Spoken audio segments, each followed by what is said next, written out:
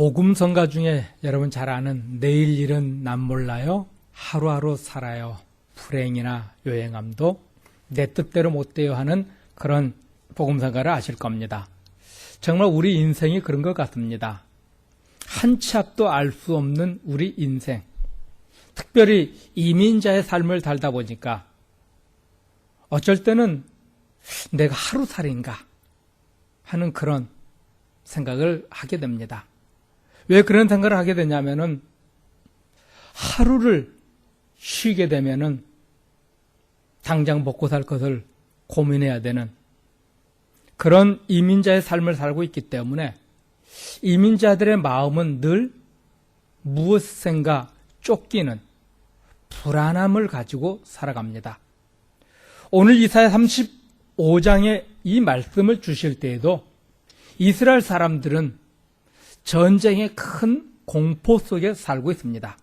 이사야 36장을 보면은 아수르가 대군을 건드리고 쳐들어옵니다. 18만 5천이라고 하는 어마어마한 군사를 이끌고 남쪽 유다를 쳐들어오게 되는데, 아수르가 쳐들어올 것을 알게 된 이스라엘 사람들은 이 전쟁에 대한 공포, 두려움에 떨고 있습니다. 이렇게 큰 공포와 두려움에 떨고 있는 이스라엘에게 하나님께서는 이사야를 보내서 말씀합니다.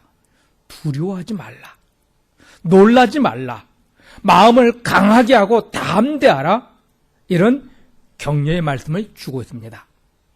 그럼 하시는 말씀이, 너희가 살고 있는 이 이스라엘 땅은 지금 사막과 같고 광야와 같이 메마른 땅이지만은 그 땅이 백합화가 피는 아름다운 땅이 될 것이다. 또 그 땅은 레바논과 같고 갈멜과 같고 샤론과 같은 그런 땅이 될 것이다는 놀라운 약속을 주고 있습니다. 레바논은 솔로몬이 하나님의 성전을 지을 때 썼던 백향목을 가지고 왔던 장소고, 갈멜이라는 곳은 이 유대 지역의 유일한 농장지대였고, 샤론이라는 곳은 지중해를 끼고 있는 넓은 평야지대입니다. 그들이 하나님을 버리고 범죄할 때마다 하나님께서 그들을 심판하기 위해서 그 땅에 전쟁이 일어나게 하시니까 수많은 전쟁으로 이스라엘 사람들이 죽어가고, 또 전쟁의 말발굽에 짓밟히다 보니까는 수많은 농토를 잃어버리게 됩니다. 그런데 하나님께서 그렇게 황무한 사막과 같은 이스라엘이 시냇물이 흐르고 갈대와 부들이 자라는 그런 땅이 되겠다 합니다. 갈대와 부들의 특징은요, 물이 많은 지역에서 자랍니다. 특별히 이 갈대와 부들은 나일강 유역에서 자라던 식물인데요, 나일강 물이 많은 그곳에 자라던 것이었습니다. 그런데 이스라엘 땅이 그렇게 풍요로운 땅으로 변할 것을 성경 약속하고 있을 뿐만 아니라 또 다른 약속은 하나님께서 이제 이스라엘의 원수를 갚아주시겠다, 그렇게 말합니다. 이스라엘 사람들이 이 전쟁의 두려움과 수많은 고통 때문에 울고 있는 그들에게 하나님 말씀합니다. 너희들이 하나님께서 복수해 주시는 그것을 보게 될 것이고, 또 너희들이 하나님께서 펼쳐놓으실 아름다운 그 영광의 나라를 보게 될 것이다 말씀하면서 강하고 담대하라 말씀합니다. 특별히 하나님께서 하실 일을 보여주시겠다 하셨는데요, 그 일이 무엇인가 6절을 함께 보길 원합니다. 6절입니다. 그때 저는 자는 사슴같이 뛸 것이며 말 못하는 자의 혀는 노래하리니 이는 광야에서 물이 솟겠고 사막에서 시내가 흐를 것이라. 광야에서 물이 솟겠다는 이 말씀은요, 신약에 와가지고는 예수 그리스도를 상징하였음을 말하고 있습니다. 고린도전서 10장 4절 같이 보죠. 다 같은 신령한 음료를 마셨으니 이는 그들을 따르는 신령한 반석으로부터 마셨음에 그 반석은 곧 그리스도시라. 이 말씀은 이스라엘 백성들이 광야에서 물이 없다고 할 때 하나님께서 반석에서 물이 나게 해서 이스라엘 백성들을 먹이셨던 그 사건을 고린도전서 10장에서 인용하고 있습니다. 하시는 말씀이 너희가 그 반석에서 나오는 물을 마셨다 표현하고 있습니다. 그 반석은 이사야 35장 6절에서 광야에 물이 솟겠다는 이 말씀과 동일한 말씀입니다. 다시 말하면 오늘 이사야 35장 6절에서 광야에서 물이 솟겠다 했던 말은 예수 그리스도께서 이스라엘 백성들을 구속하시겠다는 그런 언약을 주고 있는 말씀입니다. 하나님이 하시는 이 영광스러운 그 날은 예수님이 흘리시는 그 피로 인하여 이루어질 것을 말씀합니다. 예수님이 흘리신 그 피로 인해서 맹인들이 앞을 보지 못했던 소경이 앞을 보게 될 것이고 걷지 못했던 사람들이 사슴처럼 기뻐 뛰게 될 것이고 벙어리가 말하고 소경이 보게 되는 그런 영광스러운 일을 이룰 것을 성경은 지금 이사야는 그걸 말하고 있습니다. 이것을 신약에서 어떻게 봤습니까? 세례 요한이 감옥에 갇혀서 제자들을 예수님께 보냅니다. 그리고 하는 말이 우리가 기다리는 메시아가 과연 당신이 맞습니까? 확인하고 있습니다. 그럴 때 예수님이 세례 요한의 제자들에게 말합니다. 너희가 본 것을 세례 요한에게 전해라. 벙어리가 말하고 저는 자가 기뻐 뛰고 귀머리가 듣고 소경이 보고 죽은 자가 살아난 이것을 보고 이사야에서 약속했던 그 메시아가 바로 나라는 것을 알라. 예수님은 그렇게 대답해 주셨잖아요. 이처럼 이사야 35장에 말씀하고 있는 그 메시아 반석 광야의 그 물은 예수 그리스도께서 십자가에 주셨던 그 피를 지금 상징하고 있습니다. 그 피로 인해서 이스라엘이 다시 회복될 것을 성경은 약속하고 있습니다. 또 4절 같이 보죠. 겁내는 자들에게 이르기를 굳세어라 두려워하지 말라 보라 너희 하나님 여호와 보복하시며 갚아주실 것이라 하나님 여호와 너희를 구원하시리라 하라. 34장에서는 세상 나라를 대표해서 에돔을 심판할 것을 말씀하셨습니다. 에돔에 대한 심판, 세상 나라를 심판하실 것을 말씀하신 이유는요, 신명기에서는 이스라엘의 죄 때문에 세상 나라들이 멸망할 것을 말씀합니다.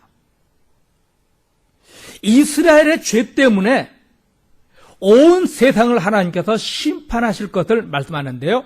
온 세상이 심판받을 이유는 하나님께서 이스라엘의 죄를 심판하기 위해서 어떻게 합니까? 주변에 있는 이방 나라들을 들어서 그들을 이스라엘을 징계하는 징계 목둥이로 채찍으로 사용하셨습니다.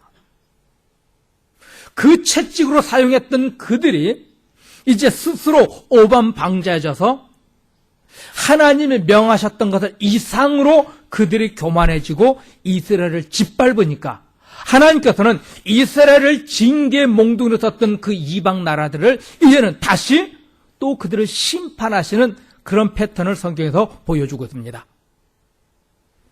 그러므로 세상의 멸망은 이스라엘의 타락으로부터 왔다가 성경은 그렇게 표현하고 있습니다.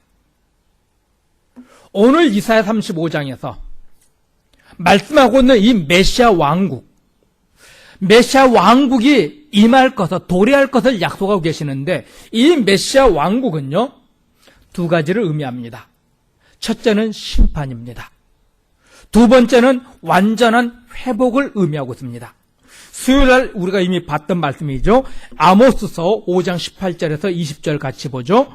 화 있을진저 여호와의 날을 사모하는 자여 너희가 어찌하여 여호와의 날을 사모하느냐 그날은 어두움이요 빛이 아니라 마치 사람이 사자를 피하다가 곰을 만나거나 혹은 집에 들어가서 손을 벽에 대었다가 뱀에게 물림 같도다.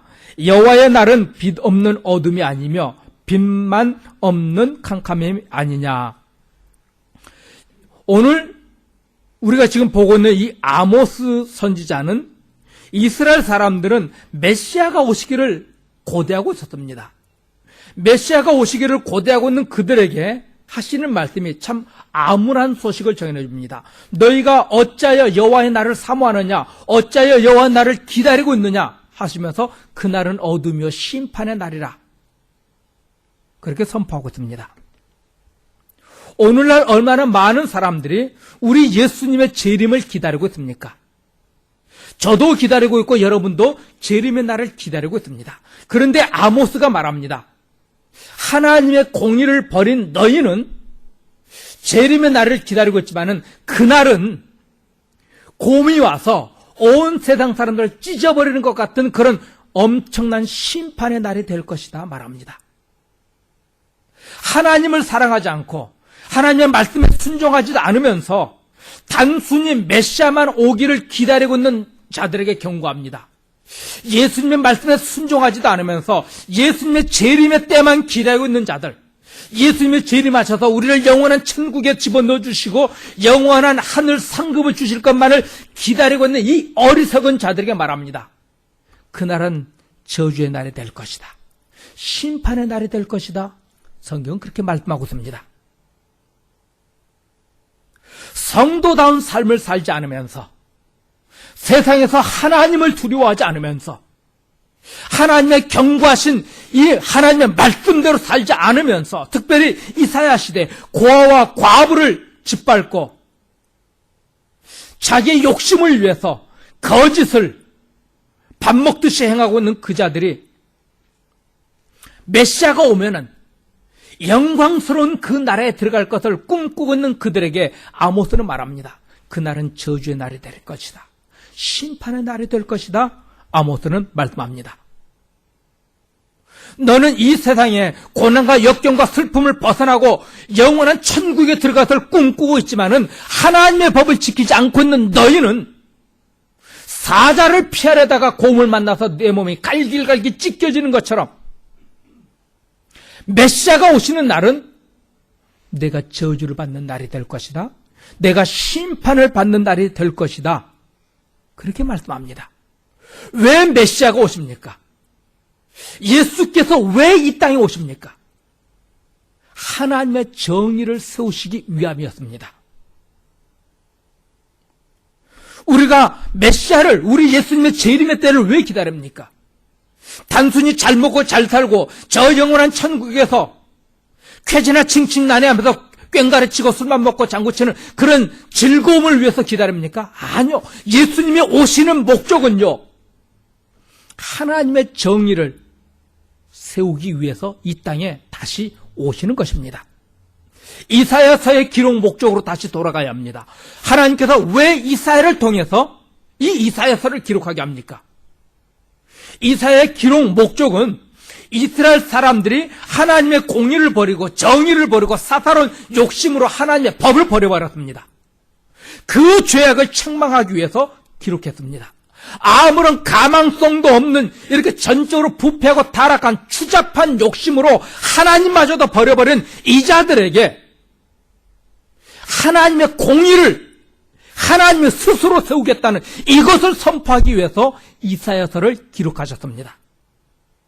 너희는 추잡한 욕심으로 탐욕으로 하나님의 정의를, 하나님의 법을 철저히 파괴했지만은 여호와께서 아들 예수 그리스도를 보내서 하나님의 법을 이 땅에 다시 세우기 위해서 메시아를 보내겠다, 이것을 이사야서는 말씀하고 있는 것입니다. 왜 예수님께서 마지막 날 다시 재림하십니까? 우리가 파괴해버리는 하나님의 법, 하나님의 정의, 하나님의 공의, 하나님의 사랑을 예수님께서 오셔서 완전한 그 회복을 위해서 예수께서 재림하실 것을 말씀하고 있습니다. 그렇기 때문에 이 예수님의 재림은 심판이에요. 또 이 재림은 무서운 것입니다.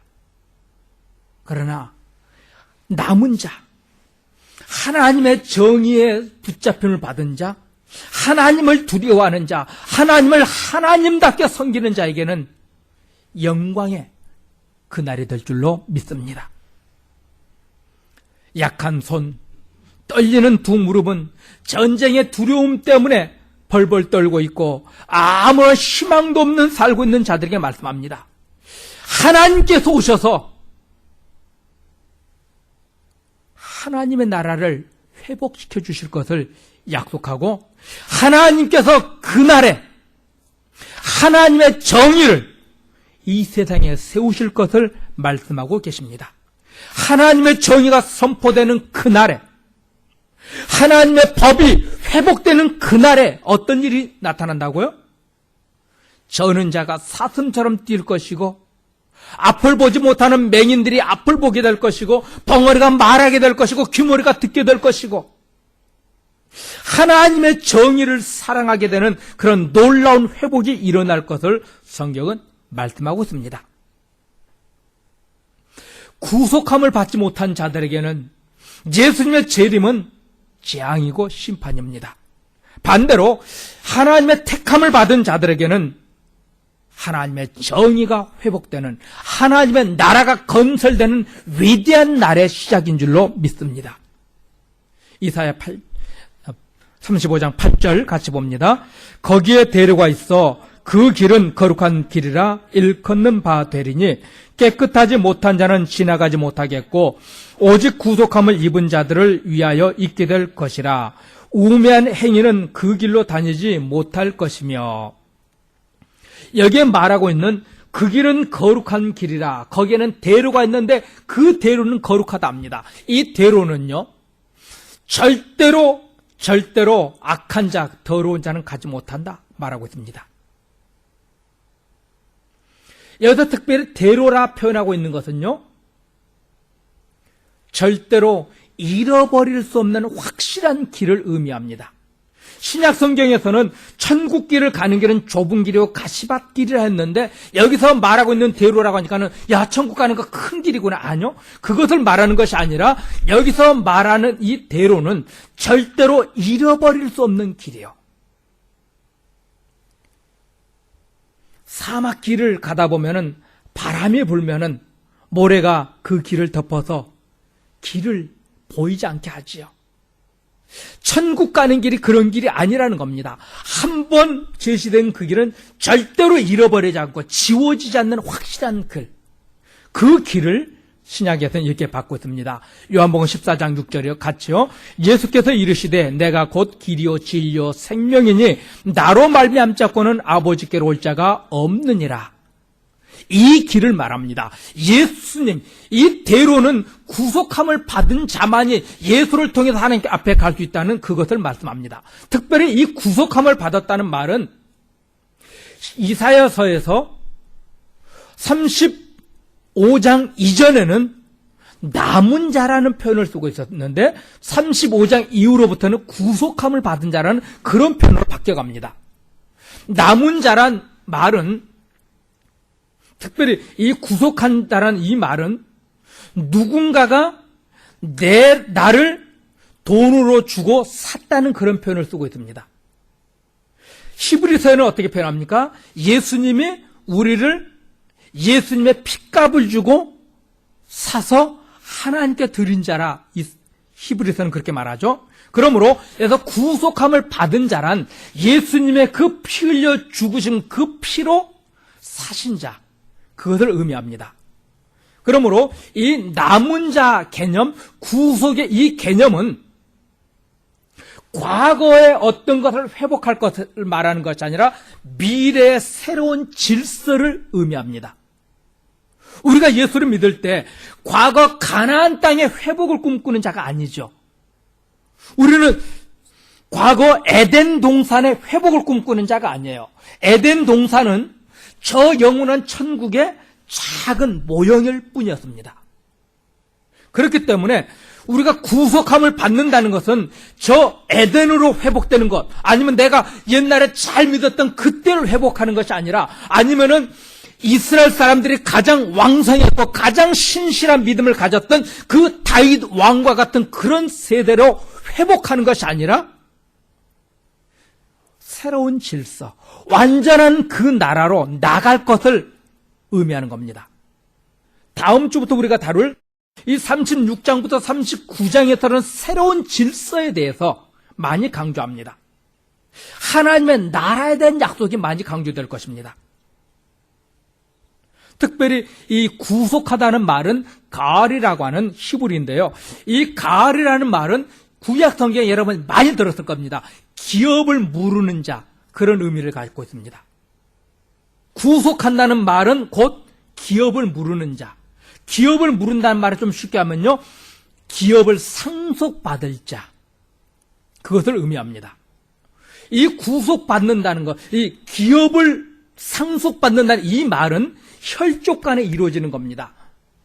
이 가까운 일가 친척 안에서 내가 부모의 재산을 아니면 부모의 빚을 상속받아야 되는데, 부모의 땅을 상속받아야 되는데 내가 그 땅을 상속받을 형편이 못 되면은 나와 제일 가까운 친척이 그 땅을 상속받았습니다. 이것을 기업을 무른다는 그런 표현을 쓰고 있는데요. 하나님께서 우리를 하나님의 자녀로 인정하셨기에 이 말을 쓸 수 있는 겁니다.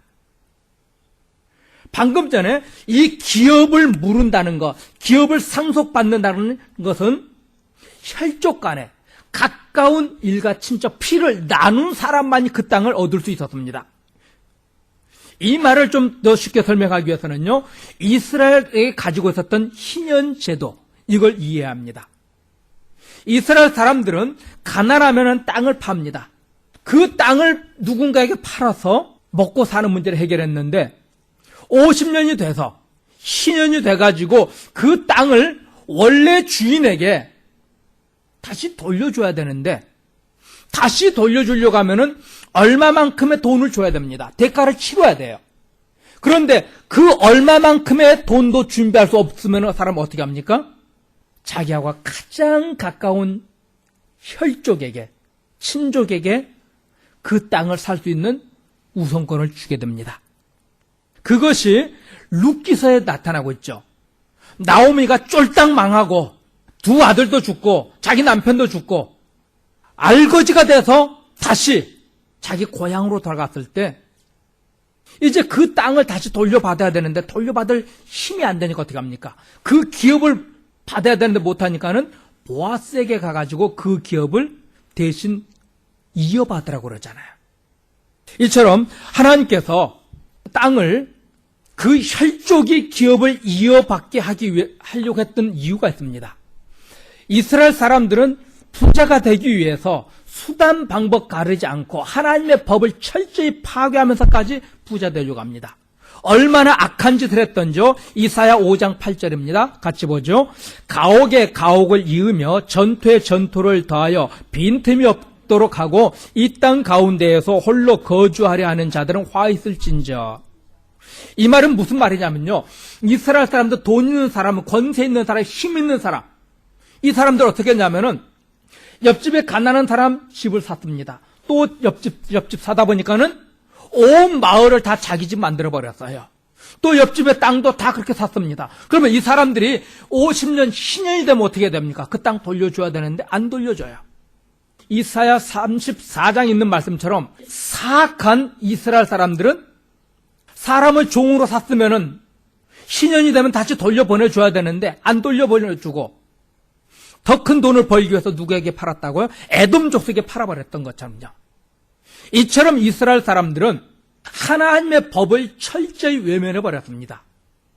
그래서 오늘 이 구속이라는 단어를 의도적으로 기업 무른다는 그런 단어로 의도적으로 쓰고 있습니다.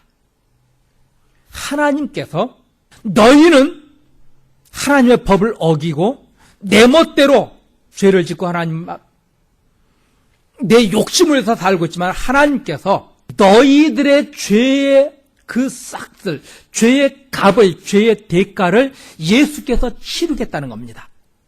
우리가 치러야 될 그 죄의 값을 예수님께서 대신 치러서 우리를 하나님의 그 나라, 하나님 나라를 상속받게 하겠다는 그런 위대한 약속을 구속이라는 단어, 가르라고 하는 이 단어로 표현하고 있는 것입니다. 그러므로 우리가 이 구속함을 받았다는 이 말은 예수께서 우리가 받아야 될 저주를, 우리가 죽어야 될 그 죽음을 대신 죽어주시고 대신 그 저주를 받아주심으로 인해서 하나님 나라를 우리에게 거저주시겠다고 하는 이런 놀라운 약속이 함께 담겨져 있는 것입니다. 사랑하는 성도 여러분, 여러분은 우리 스스로가 하나님을 사랑하지 못했고 하나님 앞에 값을 치르지 못하고 있으니까는 예수께서 대신 내 죄값을 치릅니다. 십자가에서 죽으시는 그 죽음을 치러서 무엇을 주시겠다고요? 저 영원한 하나님 나라를 우리에게 주시겠다는 겁니다. 이것이 구속입니다. 단순히 나를 용서해 주셨어가 이것이 구속이 아니라 하나님 나라를 주시기 위해서 예수님께서 대신 하나님이 요구하시는 죄의 싹슨 사망이었던 이 사망을 예수님이 대신 기업을 물으는 것처럼 죄를 상속받는 것입니다. 우리의 죄를 예수님이 다시 상속받아서, 그래서 우리는 전가라는 표현을 쓰죠. 우리의 모든 죄를 예수님께 다 상속시켜버린 겁니다. 전가시켜버린 겁니다. 그리고 우리는 예수님의 의를 상속받아서 하나님 나라를 소유하는 자 되게 하는 것이 성경이 말하고 있는 구속입니다. 이렇게 하나님의 자녀이기 때문에 성경에서 말하고 있는 혈족의 개념으로 하나님은 우리를 그렇게 보고 계셨습니다. 하나님의 자녀로요. 10절 또 봅니다. 여호와의 속량함을 받은 자들이 돌아오되 노래하며 시온에 이르러 그들의 머리 위에 영영한 희락을 띠고 기쁨과 즐거움을 얻으리니 슬픔과 탄식이 사라지리로다. 여기서 속량함을 받는다는 이 말도요, 감옥에 있던 자들을 석방해 준다는 그런 의미입니다. 감옥에 있는 자를 풀어주기 위해서 돈을 지불하죠. 죽어야 될 자를 위해서는 누군가 대신 죽어주는 겁니다. 속량이라는 의미는 우리가 성경의 죄의 싹은 사망이랬던 이 사망의 이 싹을, 이 값을 예수님이 치르시고 예수님이 우리의 몸값을 하나님께 대신 지불하시고 우리를 하나님의 자녀 삼으셨다, 그런 의미를 주고 있습니다. 그러기에 이 길은 거룩한 길이고 깨끗한 길이라 더러운 자는 갈 수 없는 길이라 말합니다. 오직 구속함을 받은 자만 갈 수 있는 길입니다. 하나님의 이 완전한 공의를 성취한 자만 갈 수 있는데 우리가 가지 못하니까 어떻게 하겠다고요? 예수님께서 그 하나님의 정의, 그 공의, 하나님의 법을 완전히 성취하셔서 우리가 그 길을 갈 수 있도록 하나님 대신 우리 주님이 하시겠다는 약속을 오늘 이사야 35장은 우리에게 주고 계시는 겁니다. 사랑하는 성도 여러분, 하나님을 하나님으로 인정하지 않으면서 예수를 인생의 전부로 고백하지 않으면서 단순히 천국을 기대하지 않기를 바랍니다. 오늘날 얼마나 많은 교인들이 아모스 시대의 사람들처럼 성도다운 삶을 포기하면서 천국을, 예수님 오시는 그날을 기다리고 있는지 모릅니다. 거룩한 길로 가지 않으면서. 이런 사람들에게 아모스가 했던 말을 기억해야 합니다. 메시아가 재림의 그때는 이런 사람들에게는 저주요 심판의 날입니다. 재림의 주로 오시는 예수님은 이 땅에 하나님의 완전한 정의와 법을 회복하시기 위해서 오셨는데, 이 하나님의 법을, 하나님의 정의를, 하나님의 사랑을, 하나님의 공의를 전혀 관심도 없이 살아가고 있으면서 천국을 기대한다고요? 그 나라는, 그 날, 우리 주님의 재림하는 그 날은 그런 사람에게는 저주의 날이고 심판의 날이 될 것을 성경은 말씀하고 있습니다.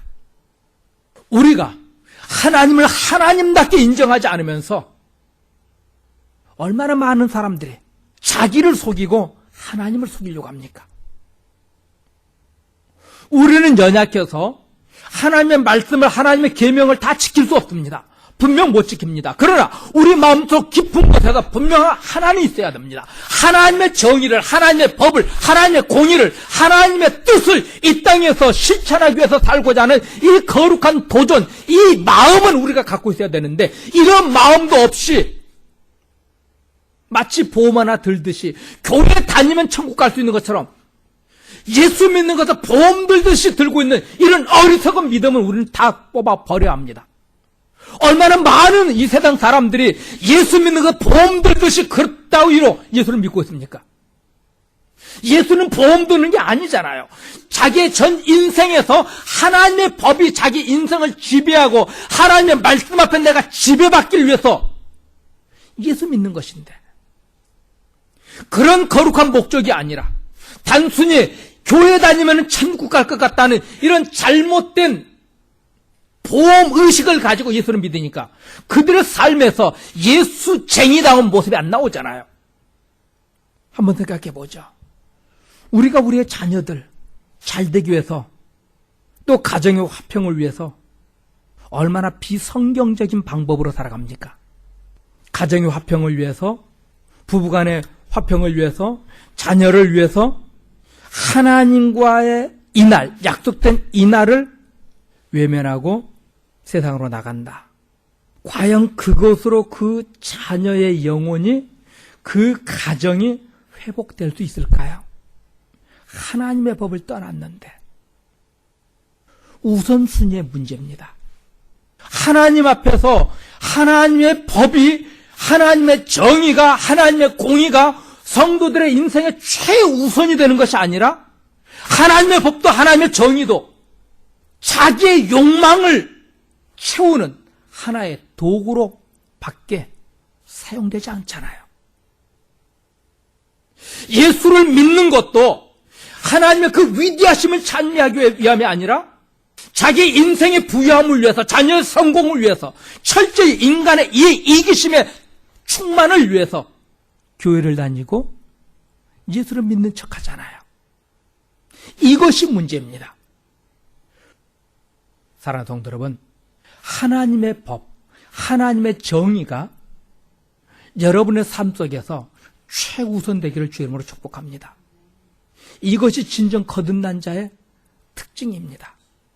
정말 하나님을 사랑한다면요, 하나님의 법, 하나님의 정의가, 하나님의 뜻이 이 땅에서 이루어지기를 원하는 거룩한 목적을 여러분이 소유하게 될 것입니다. 성도 여러분, 하나님의 뜻이 여러분의 삶 속에서 이루어지기를 소망하는 거룩한 성도 되어지기를 주의 이름으로 축복합니다.